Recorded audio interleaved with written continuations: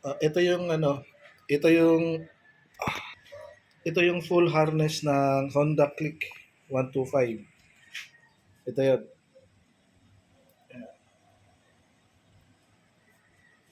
Pagaganahin natin lahat ng sensor na yan.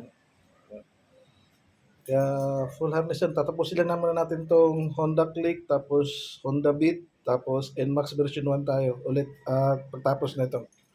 Kaya ito yung socket ng tail light niya, brake light, signal light sa likod. Ito naman yung socket ng speed sensor. Ito yung socket ng gas pump, tsaka gas indicator sensor.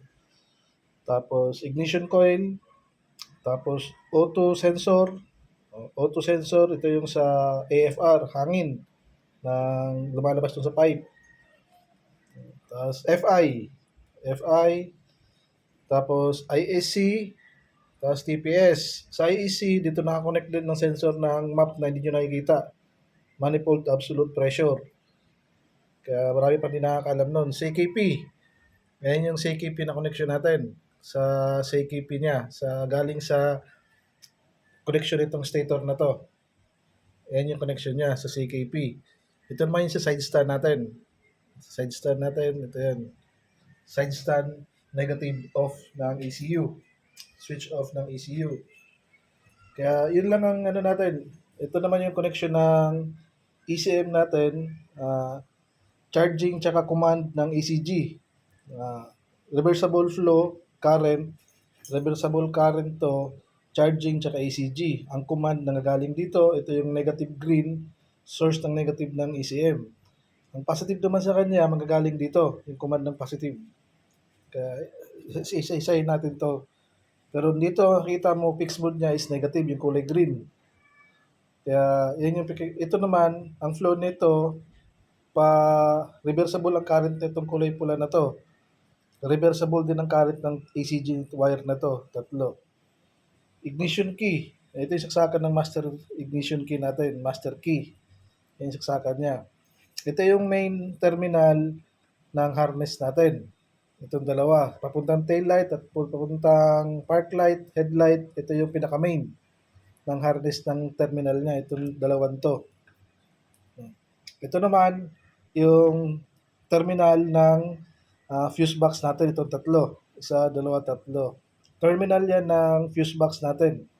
Yun yung magsusupply ng positive. Galing sa fuse box yan, tatlo.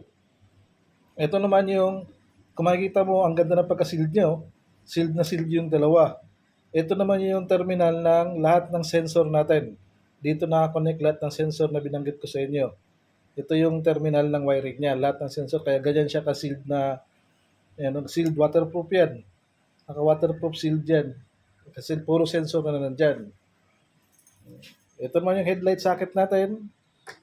Park light. Tapos starter switch. Tapos 3S idle stop switch. Tapos socket ng dashboard. Yan. Tapos ito na yung left. Tapos ito na yung right. Ito yung signal light at relay ng signal light. Kaya kumpleto na yan. Ito lang ang sa Honda Click, ito lang sensor niya. Yan. Kabuuan ng sensor ng Honda Click 125. At kahit na 150 tsaka 160, lahat ng version 1, version 2, ito lang, wala pa na nagdag na sensor. Pero sa ibang model ng motor, marami na nadagdag na sensor. Kaya mayroon tayong speed sensor, auto sensor, fuel injector, CKP, ISC, TPS, map. Ayan, maraming hindi nakakalam ng map natin na kung saan nakalagay. EOT, ACG, tsaka idle stop 3S. Yan lang yung sensor ng Honda Click natin. Isa-isahin natin i-discuss yan at paano i-troubleshoot yan at paano siya, saan yung nagkukuman sa kanya at saan niya nakaposisyon ng sensor na yan. Yan yung i-discuss natin sa buong harness na to. Nagamit tayo ng diagnostic tools nito para makita nyo kung paano mag-engine check siya.